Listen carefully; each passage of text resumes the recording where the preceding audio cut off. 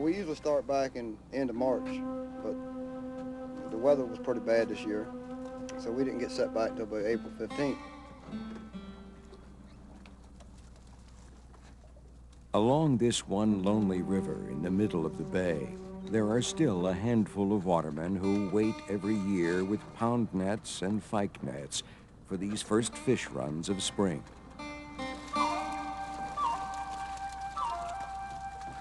In their nets, they still find fish as they always have: rockfish and mudshad, catfish and perch. But in the spring of 1997, they found something else. A mystery that would change our understanding of the Chesapeake. We started catching a lot of fish that had lesions in them, holes.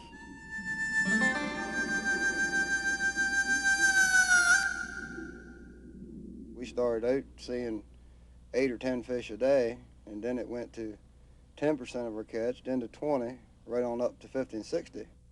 Our catch kept getting worse and worse, but that's when we started noticing it was on our perch, catfish, mudshad, rockfish, almost everything that we were catching. But it left you like you didn't know what to think. And something to do that to a fish, definitely do it to you too, is what I'm afraid of. Cool.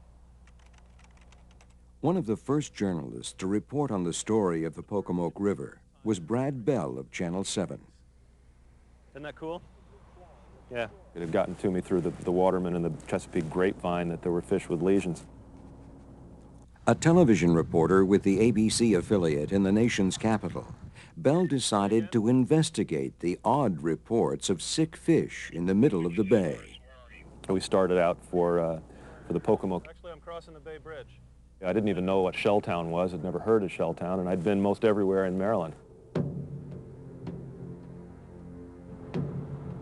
Cross over the Chesapeake Bay. Head down past the Choptank and the Chickamaucomico, the Nanticoke and the Wicomico. Drive all the way down to the southern end of the eastern shore of Maryland, and you come to one more river with an ancient Indian name. A Blackwater River, born in a cypress swamp. The Pocomoke curves down across the coastal plain, carrying the runoff of half a dozen small towns and hundreds of small farms. And the last town on the last river in Maryland is Shelltown.